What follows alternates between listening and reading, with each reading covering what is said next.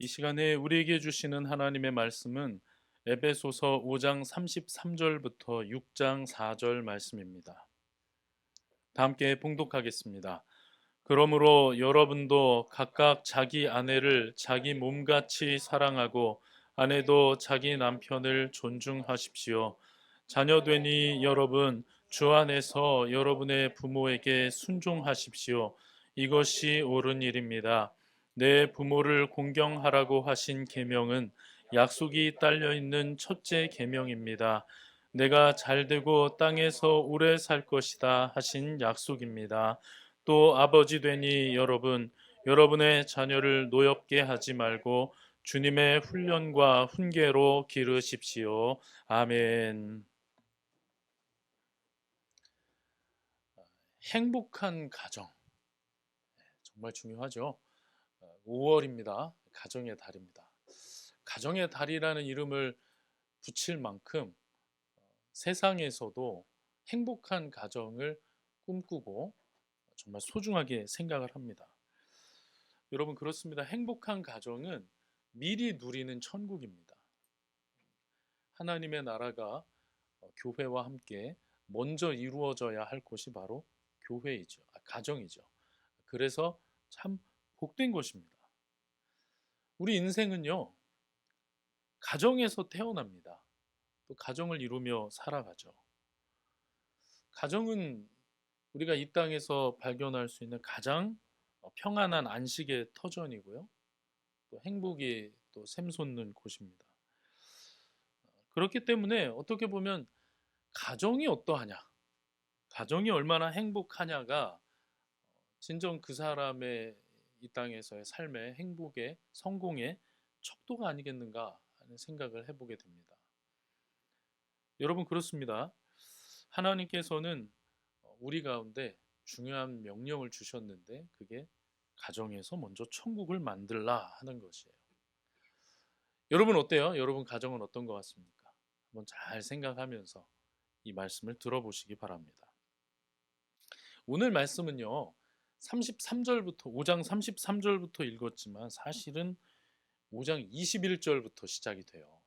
그래서 5장 21절부터 33절까지 부부에 대해서 가르침이 쭉 나옵니다.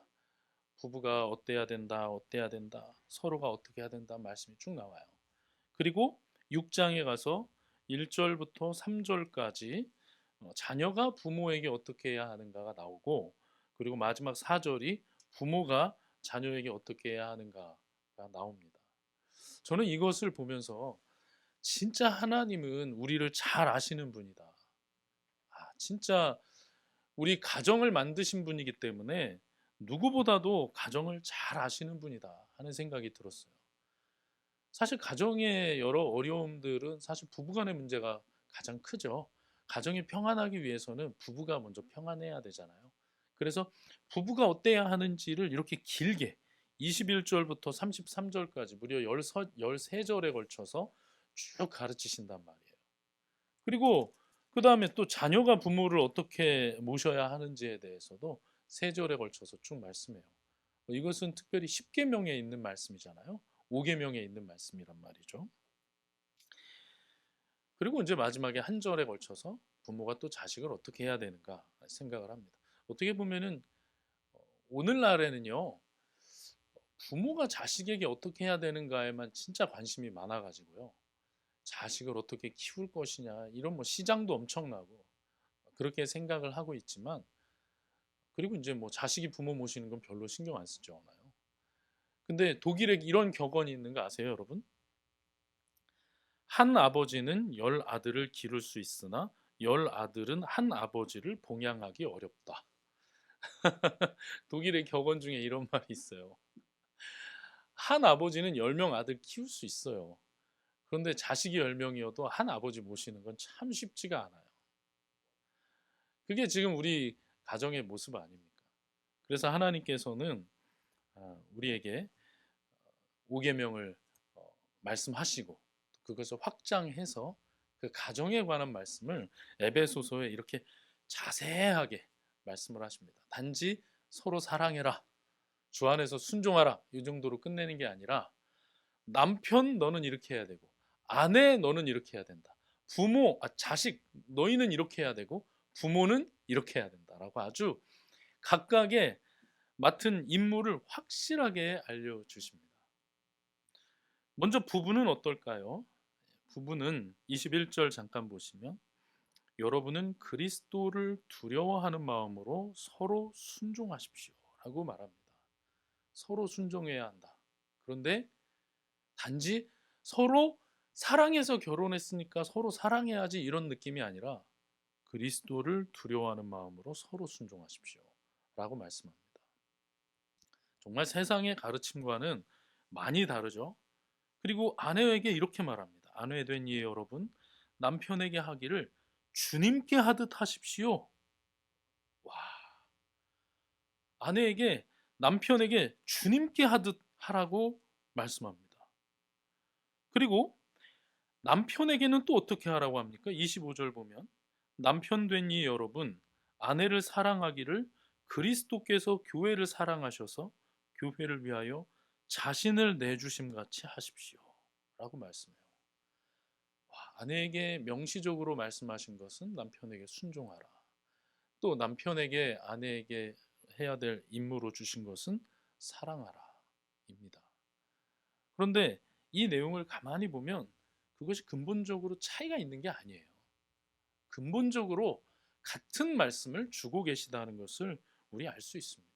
그렇게 주님께서 우리를 사랑하시고 또 우리가 주님을 사랑하고 섬기는 것처럼 서로가 서로를 그렇게 아끼고 사랑하라고 말씀을 하고 계세요. 이것이 교회가 주님이 교회를 지키시고 보호하는 것과 또 우리가 주님을 온전히 예배하는 것 차이가 없다. 여러분 이미 가정을 이루고 있는 분들이라면 이 말씀을 더 중히 받으시고 앞으로 또 가정을 이루기를 꿈꾸는 분들이라면 이런 각오를 가지고 주님의 명령이 이러함을 분명히 아시고 이것이 우리에게 정말 그리스도 앞에서 두려워하는 마음으로 행해야 할 바라는 것을 분명히 기억하고 가정을 이루어 갈 수 있기를 바랍니다. 그러면서 결론적으로 33절에 이렇게 말을 합니다. 그러므로 여러분도 각각 자기 아내를 자기 몸같이 사랑하고 아내도 자기 남편을 존중하십시오 라고 말씀해요. 여러분 그런 가정이면 얼마나 가정이 복되고 행복하겠습니까? 얼마나 아름다운 가정을 이룰 수 있겠습니까? 우리 모두가 그렇게 아름다운 결혼 생활 할 수 있기를 간절히 바랍니다. 예, 그리고 이제 또 이어서 자녀에게 말씀합니다. 자녀되니 여러분 주 안에서 여러분의 부모에게 순종하십시오. 여러분 이 말씀은 일단 주 안에서 부모님에게 순종하라고 말했기 때문에 그 부모가 하는 말이 주님의 뜻에 어긋나는 것이면 당연히 주님의 말씀을 따라야 한다는 말씀입니다. 그런데 이것은 또 넓게 확장해서 생각해 보면 이것은 단지 세상의 가르침이 아니고 주님의 명령이니 부모에게 순종하는 것이 주님의 명령에 순종하듯 엄히 중히 여기고 해야 할 일이라는 뜻입니다. 확실한 이유가 뭐냐면 그 이후에 2절 3절에 계명을 보여주고 있잖아요. 그러면서 내 부모를 공경하라고 하신 계명은 약속이 딸려 있는 첫째 계명입니다라고 해서 가르칩니다. 여러분, 5계명은 단지 가정에 관한 말씀이나 부모님에 관한 말씀은 아니지만 그러나 분명한 것은 우리의 가정을 세워가는 일에 있어서 5계명은 너무 중요한 말씀이고요. 하나님께서는 그 무엇보다도 자녀가 부모를 주 안에서 공경하고 순종하는 것을 너무나도 마땅히 여기시고 그것을 기뻐하고 계시다는 뜻입니다. 아까 그랬잖아요. 한 아버지는 10아들을 기를 수 있으나 10아들은 한 아버지를 봉양하기 어렵다. 독일의 격언이 괜히 나온 게 아니에요. 여러분 정말 나이가 들어갈수록 부모님에 대해서 이렇게 그거밖에 못하나 뭐 이런 생각이 들 때가 있잖아요. 이제 진짜 나이가 들면 참 참 부모님이 잘하셨었지. 이런 생각을 하게 되는 날도 올 겁니다. 그러나 내 나이에 눌리고 내 삶에 치여서 그런 깨달음을 얻기 전에 먼저 하나님의 말씀 앞에 순종함으로 그 복을 먼저 받아 누릴 수 있기를 간절히 바랍니다. 이것은 분명히 약속이 있는 계명이라고 했어요. 어떤 약속입니까? 내가 잘 되고 땅에서 오래 살 것이다. 이 세상 사람들이 내세가 없다고 생각하는 사람들도 가장 원하는 게 이런 거 아닌가요? 부모를 공경하면, 주 안에서 순종하면 분명히 하나님이 복 주십니다. 여러분 꼭 믿으시고 여러분의 부모님을 누구보다도 더 아끼고 사랑할 수 있기를 바랍니다. 그리고 이제 부모에 대해서도 너희만 받는 거 아니야 라고 말씀하시면서 이제 4절에서 또 아버지 된 여러분, 여러분의 자녀를 노엽게 하지 마십시오. 사실 부모가 자식을 마음대로 할 수 있다는 생각 때문에 지금도 이 땅에 학대가 얼마나 많습니까? 사실 제가 엊그제 미국에선가 뭐 어떤 아버지가 아이를 그 러닝머신에서 어떻게 하다가 애가 그 다음날 죽은 거 기사 보셨어요? 애가 막 쓰러지면 아버지가 막 강제로 막 밀고 세우고 해가지고 그걸 막 하게 했어요. 그러다 이제 애가 죽었어요. 죽이고 싶어서 그랬겠습니까? 아이를 아끼고 그러다 보니까 살 빼게 하려고 그런 건데 주님의 훈련과 훈계로 길렀어야 하는데 자기 복이 옳은 대로 하다가 아이는 얼마나 또 힘들었겠습니까? 그뿐입니까? 가정의 학대든 등등 여러 일들로 인해서 우리가 모르는 일들이 얼마나 많습니까? 여러분 아시죠? 코로나 시기에 부모가 출근 안 하고 자택에서 근무하다 보니까 가정 학대가 늘었잖아요. 아이에게 어떻게 보면 굉장히 위험한 게 또 부모예요. 절대 그러면 안 되는데 그런 게 지금 현실이에요. 그래서 우리가 분명히 기억해야 합니다. 주님의 훈련과 훈계로 길러야 합니다. 그러면 그 안에 핵심은 지난주에 우리가 많이 나눴던 내가 만난 주님을 내가 만난 주님을 아이에게 소개하고 아이도 주님을 만나게 하고 그렇게 주님이 이 가정의 진정한 호주가 되시게 하는 것이 아이를 정말 잘 키우는 일이겠죠. 이제 여기 있는 사람들도 아이를 낳아서 또 기르게 될 텐데 그 아이가 지혜와 키가 자라가며 하나님과 사람들에게 더욱더 사랑스러워지기를 바랍니다. 그러기 위해서 우리 모두는 자녀를 노엽게 하기보다는 주님의 훈계와 훈련으로 잘 양육해야 할 것입니다. 그런 가정을 이루어 가시기를 간절히 축원합니다. 이 말씀은요. 그래서 길지 않은 말씀인 것 같지만 정말 우리 삶에 있어서 성공의 마스터 키가 여기 담겨 있어요. 정말 중요한 말씀이 여기 담겨 있어요. 그래서 저는 우리가 이 말씀을 정말 무겁게 받을 수 있기를 바랍니다. 자, 그런데 오늘 설교 제목이 뭡니까, 여러분? 가정, 총성 없는 전쟁터입니다. 보통 이제 가정의 달을 맞아서 가정 관련해서 설교를 하면 이런 스탠스로는 잘 안 해요. 가정이 지상 천국이다, 뭐 보금자리다, 뭐 이런 식으로 가야 하는데 저는 오늘 조금 다른 관점에서 이 부분을 좀 보려고 합니다. 왜냐하면 가정은 지상 천국이기도 하지만 실제로는 또한 가장 힘겨운 싸움이 벌어지고 있는 곳이기도 하기 때문입니다. 가만히 보면 총성 없는 전쟁터예요. 얼마나 자주자주 그 싸움이 또 일어나는지 모릅니다. 그리고 그 싸움은 서로의 삶에 전쟁의 상흔처럼 깊은 후유증을 남깁니다. 그래서 제가 여러분께 오늘 하고 싶은 얘기는 주님께서 하신 말씀을 우리가 중히 여기지 않으면 이것은 말씀대로 하면 잘 되고 아니면 그냥 평타 치는 얘기가 아니라는 얘기를 하는 거예요. 여러분 자신과 여러분의 자식의 인생을 망칠 수도 있는 아주 중요한 부분이 바로 이 부분이라는 거예요. 제가 이제 또 상담을 또 공부하면서 많은 걸 느낍니다. 특별히 이번 학기 제가 듣는 수업이 가족 치료거든요.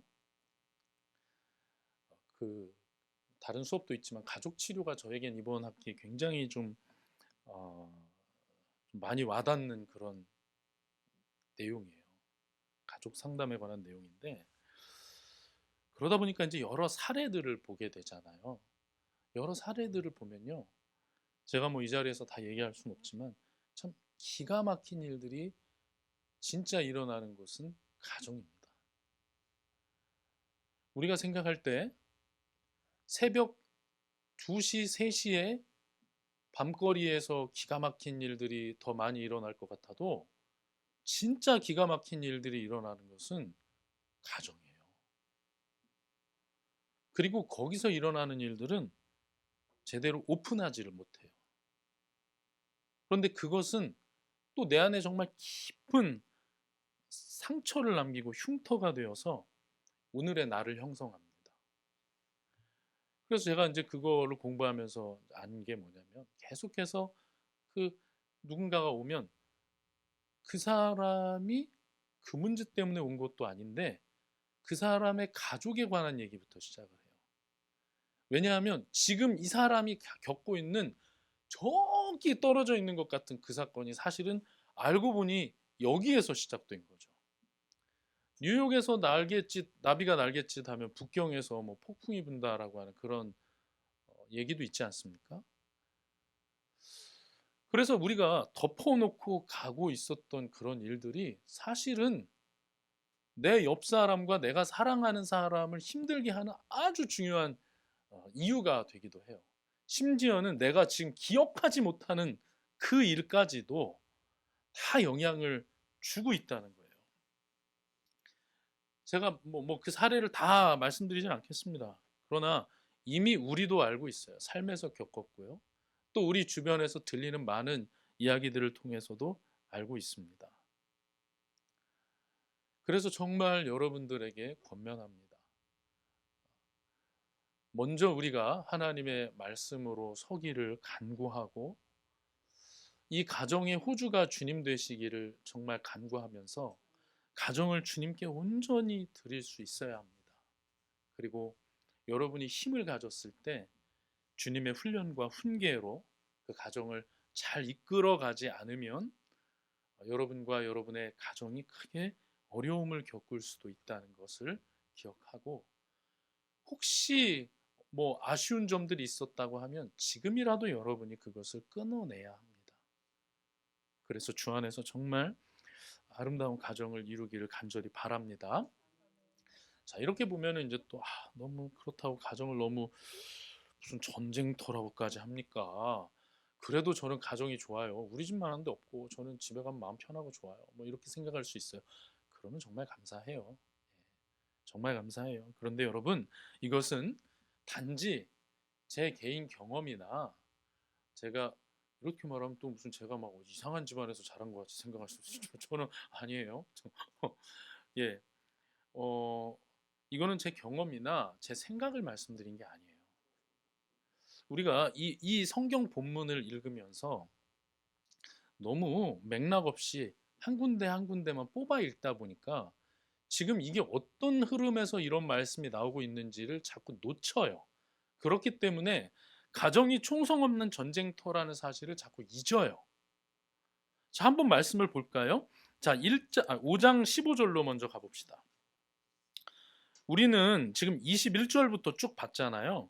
근데 5장 6절부터 사실은 빛의 자녀의 생활이라는 말씀으로 쭉 전개가 됩니다. 그리고 5장 15절부터 진짜 유명한 말씀이 나와요. 5장 15절부터 18절까지 우리 한 목소리로 읽어보겠습니다. 그러므로 여러분은 어떻게 살아가야 할지를 살피십시오. 지혜롭지 못한 사람처럼 살지 말고 지혜로운 사람답게 살아야 합니다.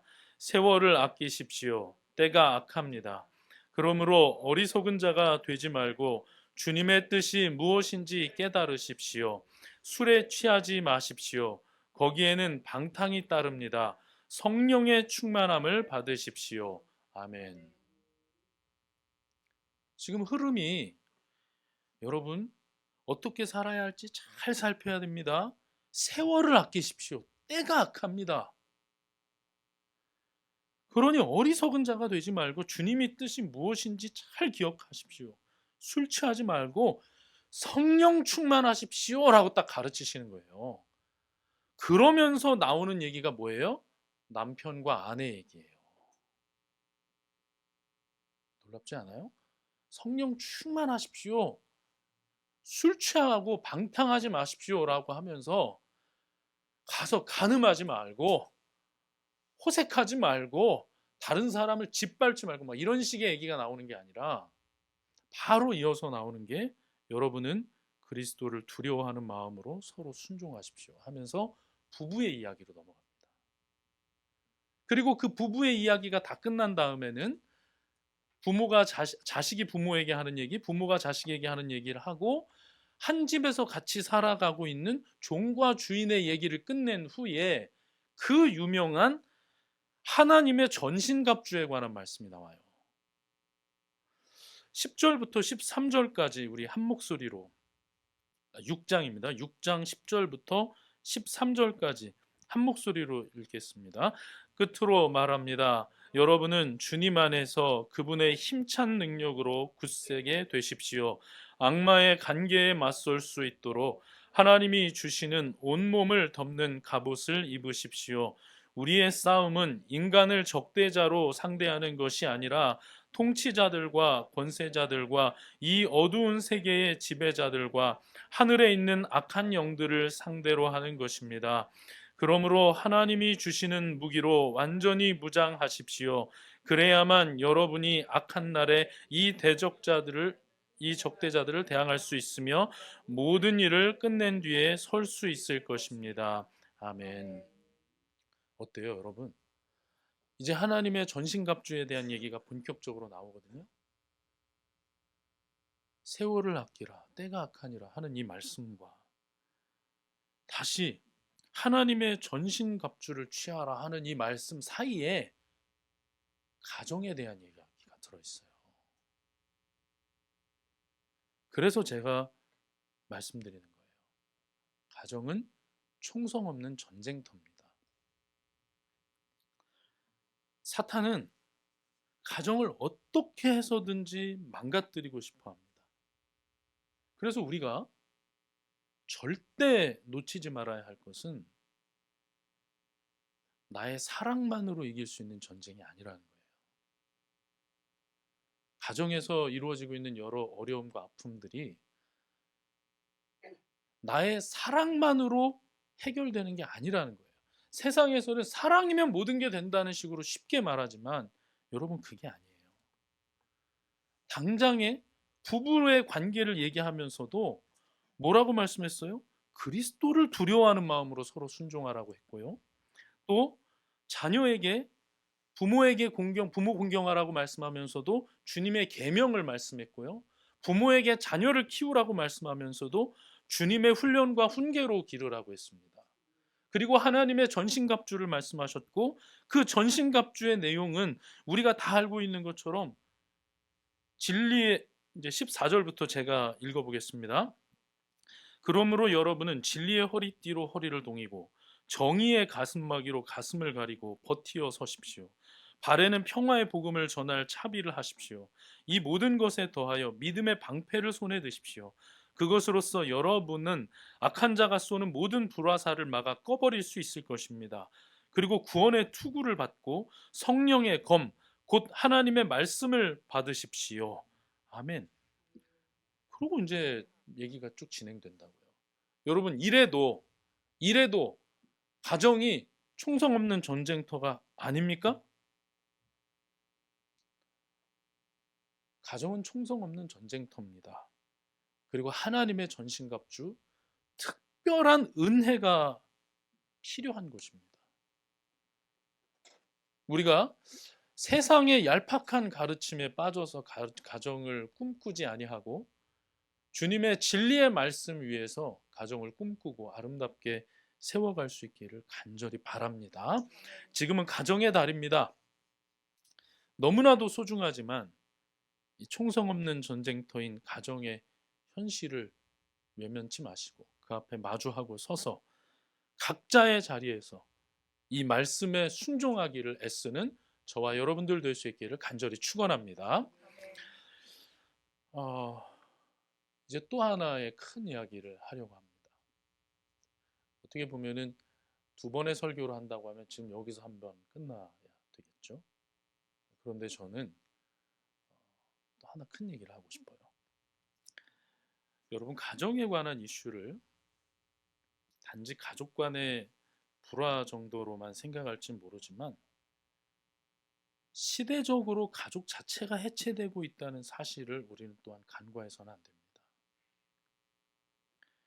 여러분, 이 총성 없는 전쟁은 가정 안에서만 일어나고 있는 게 아닙니다. 가정을 둘러싸고도 일어나고 있습니다. 여러분, 이 사실을 알아야 됩니다. 절대 간과해서는 안 됩니다. 우리의 가정은 무인도에 있는 것이 아닙니다. 이 세상의 한 복판에 있습니다. 그래서 어찌 보면 지금 가정 안에서 일어나고 있는 여러 문제들 역시 이 세상에서 이미 벌어지고 있는 전쟁의 한 양상일 수도 있습니다. 그리고 그것은 아마 오늘 우리의 가정보다 내일 우리의 가정에 더 큰 영향을 줄 것입니다. 내일 가정을 꾸리게 될 가능성이 많은 여러분들에게 그래서 지금 드리는 이 말씀이 또한 정말 중요하다는 것을 기억해야 할 것입니다. 제가 이것을 지금 길게는 얘기 안 하겠습니다. 제가 다음 주에 본격적으로 다룰 주제이기 때문인데요. 여러분, 이 시대는요, 지금 동성애라고 하는 아주 중요한 이슈가 우리 앞에 놓여 있어요. 동성애를 단지 저들의 개인적 취향으로 치부해서는 절대 안 됩니다. 그래서 우리가 지금 세계관 전쟁이란 책도 보자고 하는 거 아니겠어요? 동성애가 바꿔버릴 세상은 단지 지나가는데 남자가 남자와 여자가 여자와 팔짱 끼고 다니면서 키스하는 그런 그림을 보게 되는 정도가 아니라 여러분이 지금까지 살았던 가정을 바라보면서 꿈꾸던 것과는 전혀 다른 가정을 이루게 될 수도 있기 때문에 그것은 절대 간과할 수가 없는 주제입니다. 그런데 제가 동성애는 오늘 본격적으로 얘기하진 않아요.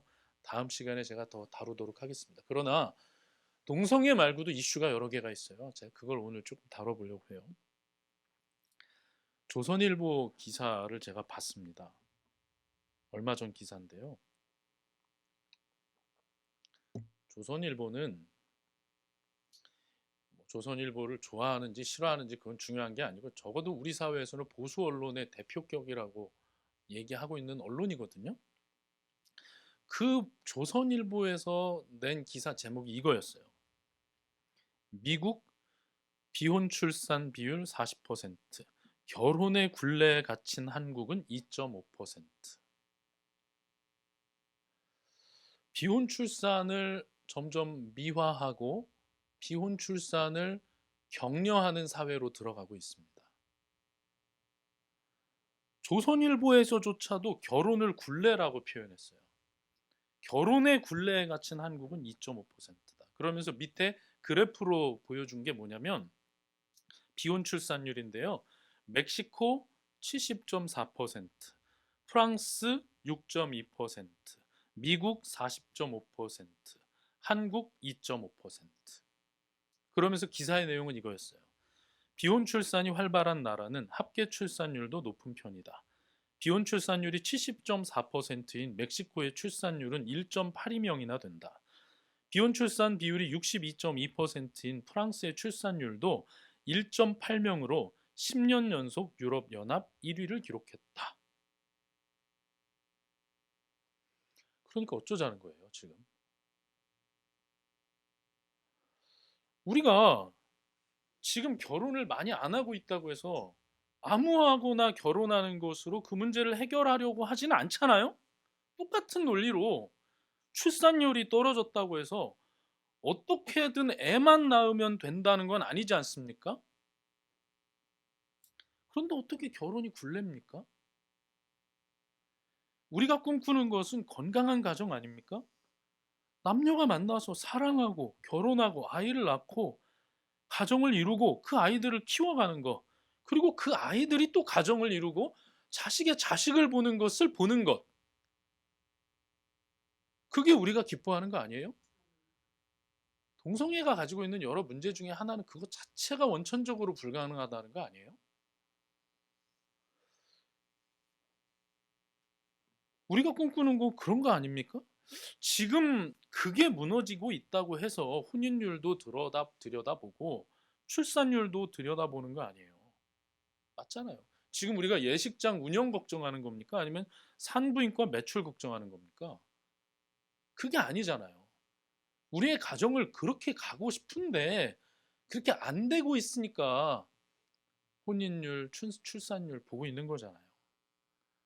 그런데 왜 결혼을 굴레라고 말하고 비혼 출산이 해답인 것처럼 말을 합니까? 세상은 지금 그렇게 가고 있거든요.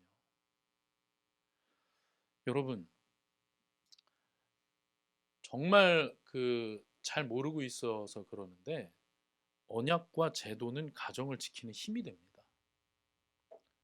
두 사람이 많은 사람 앞에서 언약을 맺고 그것이 제도 안으로 편입이 돼서 하나의 가정이 국가에서 잡고 있는 그런 통계 안에 들어가는 그런 가정이 되는 것, 그리고 그런 제도적인 지원을 받는 것은 두 사람의 사랑 못지않게 그 가정을 지키는 정말 중요한 힘이 됩니다. 아이를 낳고 살 것 같으면 결혼이라는 아름다운 제도 안으로 들어가서 하면 되지. 왜 결혼을 굴레로 여기고 결혼 밖에서 합니까? 그것을 한 발을 밖으로 빼고 있는 거 아니에요? 뒷문 열고 살자는 거 아닙니까? 어떻게 그런 가정에서 부부간의 갈등이 극단으로 치닫지 않겠습니까? 여러분, 이 세상에 그런 헛된 가르침에 귀 기울이지 마십시오. 비혼 출산은 절대 해답이 될 수 없습니다. 동성애와 비혼 출산만이 아니라 우리의 가정을 또 파괴하는 여러 가지가 있어요. 하나만 더 얘기해 볼까요? 좀 다른 얘기일 수도 있는데 코로나가 2020년에 창궐했잖아요. 우리나라만 그런 게 아니잖아요. 전 세계에 창궐했잖아요. 근데 그 2021년에 전 세계에 코로나가 창궐했을 때 사망률 1위가 뭔 줄 아십니까? 제가 2021년 기사를 얘기할게요. 그러니까 여기서 작년은 2020년을 말하는 거예요. 2021년 기사에 이렇게 얘기가 나와 있어요.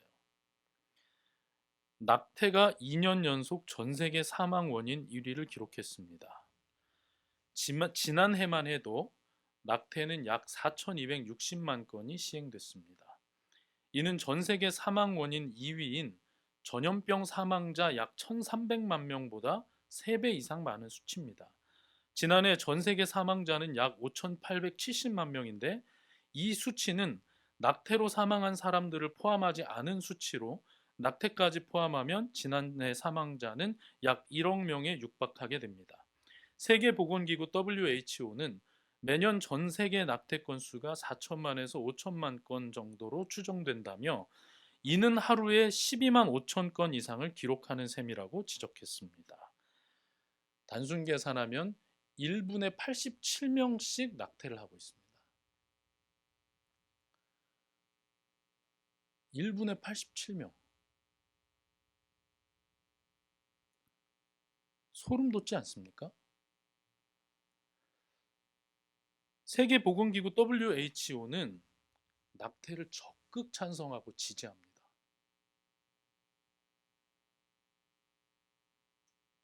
너무 충격적이죠? 이게 추정치니까 사실 그거보다 아마 훨씬 많을 거예요. 이건 훨씬 보수적으로 볼 거니까요. 1분에 87명이라. 이것을 어떻게 이해해야 하는가? 전 세계적으로 1분에 87명씩 지금 낙태를 하고 있어요. 우리나라의 한 기사 제가 또 하나 얘기해 드릴까요? 2019년 기사이고요. CBS 노컷뉴스 기사입니다. 제목은 이거예요. 굉장히 그 이슈가 될 만한 어떤 그 뉴스거리여서 이게 뉴스에 나온 거예요. 기사의 제목은 이겁니다. 낙태 수술 도중 우는 아기 살해한 60대 의사 구속. 우리나라에서 원래 낙태는 몇 주 미만만 할 수 있다고 법으로 정해져 있어요. 어느 정도 이상이 되면 그것도 불법이에요. 그런데 그게 지났는데 하긴 한 거예요. 들어보십시오. 기사 내용입니다. 임신 34주 임산부에게 낙태 수술을 시행한 뒤 아기가 살아서 태어나자 고의로 살해한 산부인과 의사 A씨가 경찰에 구속됐다. 수사 과정에서 사건 당시 수술실에 함께 있었던 의료진으로부터 아기가 태어나서 울음을 터뜨렸다 등 A씨의 살인 혐의를 뒷받침하는 진술을 확보했다. A씨는 살인의 고의는 없었다며 혐의를 부인하는 것으로 전해졌다. 경찰은 임산부 B씨의 경우 아기를 살해할 고의는 없었다고 보고 낙태 혐의만 적용해 입건했다. 수술실에 동석한 의료진은 공범으로 수사 중이다. 이게 무슨 사건이냐면 이미 나이 많이 지났는데 아이를 낙태하려고 병원에 가서 수술하다가 아이가 채 죽지 않고 몸 밖으로 나와버린 거예요. 그래서 이 의사가 얘를 그냥 물이 담긴 통에다 넣어버린 거예요. 그냥 의료 폐기물로 이렇게 처리하려고 했던 데다 그냥 원래 이 사람은 하려고 한 대로 한 거예요. 근데 옆에 사람들이 애 울음소리를 들었다는 거예요. 애는 거기서 죽었어요. 이게 흘러나가서 경찰에 구속당한 사건입니다. 여기서 아이러니한 것은 임산부 B씨는 아기를 살해할 고의는 없었다고 보고 특정 주수가 지난 후에 낙태 시술을 한 죄만 적용을 했다라는 거예요. 저는 이것을 보면서 이런 생각이 들었어요. 아기의 생명은 어디 가고 이런 법리만 남았는가? 도대체 이들이 하고 있는 것은 무엇을 가지고 이런 얘기를 하고 있는 것인가? 누구보다도 축복받아야 할 한 생명을 두고 지금 이런 얘기를 하고 있는 거 아닙니까? 너무나 충격적이지 않습니까?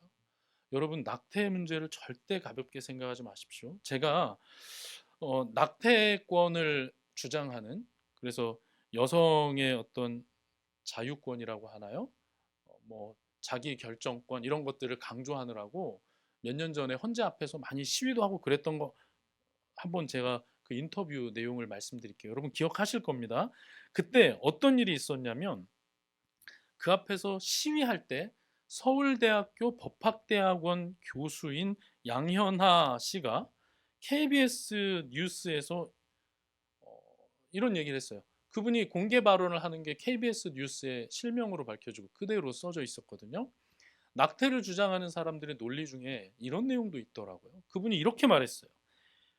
태아의 생명이라 제가 이거는 여러분 나중에 다 보내드릴게요. 이렇게 다 써 있으니까 화면을 제가 그때 하도 기가 막혀서 캡처했어요. 태아의 생명이라고 하는 논리 역시 대단히 허구적이라고 생각됩니다. 태아의 생명은 잉태한다고 또 심지어 출산한다고 그냥 생겨나는 것이 아니라 장기적인 보살핌 속에서만 인간다운 인간이 되고 이러면서 얘기를 이어갔어요. 정말 저는 참담했습니다. 이것이 우리나라 최고의 법조인을 양성하는 기관의 교수가 공개적으로 할 수 있는 발언인가? 도대체 우리는 어디로 가고 있는가?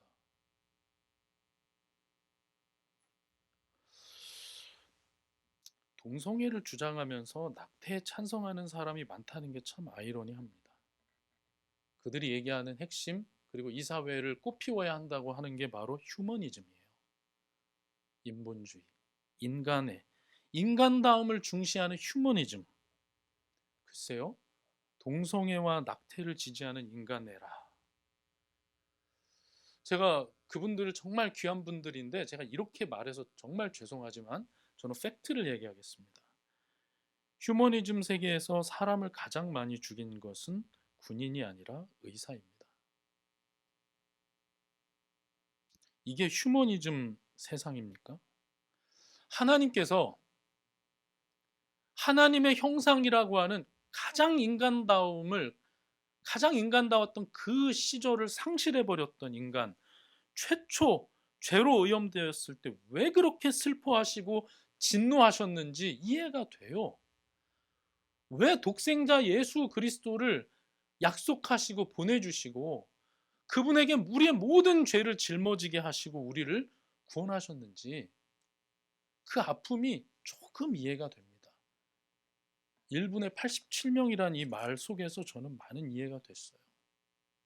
우리가 읽으려고 하는 세계관 전쟁 중 일부에 이런 글이 있습니다. 도대체 왜 이런 일들이 일어나는가? 이런 사회 현상들의 배후에는 대체 무엇이 있는가? 바로 세계관의 문제가 있다. 우리가 바라보는 생명과 이 사람들이 바라보는 생명의 관점이 서로 다른 것이다. 성을 바라보는 관점이 서로 다른 것이다. 결혼을 바라보는 관점이 서로 다른 것이다. 옳고 그름에 대한 서로 다른 기준이 충돌하고 있다. 이것은 무엇을 의미하는가? 우리 사회에서 펼쳐지고 있는 사회 문화적인 충돌의 배후에는 서로 다른 세계관의 충돌이 있음을 의미한다. 한마디로 세상은 세계관 전쟁 중에 있다. 여러분, 이래도 가정이 소리 없는 전쟁터가 정말 아닙니까? 거대한 파도가 밀려오고 있습니다. 지금 내가 살아가고 있는 가정과 앞으로 내가 만들어갈 가정을 둘러싼 상황이 이렇다면 우리는 정말 깨어 있어야 하지 않을까요? 제가 이 설교의 전반부에서 말씀드린 것처럼 그것은 정말 가정 안에서 이루어지고 있는 치열한 영적 전투입니다. 주님을 앞에 두지 않고는 절대 행복한 가정을 그 안에서 만들 수 없습니다. 그뿐이 아닙니다, 여러분. 지금 우리 가정을 둘러싸고 거대한 파도가 밀려오고 있습니다. 나름의 부정할 수 없을 것 같은 휴머니즘이라는 표지를 가지고 그 얼굴을 하고 우리 앞으로 다가오고 있습니다. 이럴 때 정말 가정 안에서 가정을 둘러싸고 이루어지고 있는 이 소리 없는 전쟁에 그냥 희생되고 말 것입니까? 정말 깨어 있어야 하지 않겠습니까? 정말 가정을 위해서 우리가 공부하고 기도해야 하지 않겠습니까? 여러분의 가정에서는 누가 파수꾼입니까? 주 안에서 사랑하는 형제 자매 여러분, 가정을 위해서 깨어서 먼저 홀로라도 기도하는 저와 여러분들 될 수 있길 간절히 바랍니다. 그렇게 주님의 은혜를 구할 때 한 사람이라도 가정 전체를 구원할 수 있고 한 사람이라도 내가 있는 이곳에서 그렇게 썩어 문드러진 생각이 퍼져나가는 것을 막아낼 수 있을 겁니다. 그렇게 주 안에서 아름다운 가정을 이루어가는 저와 여러분들 될 수 있기를 간절히 축원합니다. 주의 손에 나의 손을 포개고 또 주의 발에 나의 발을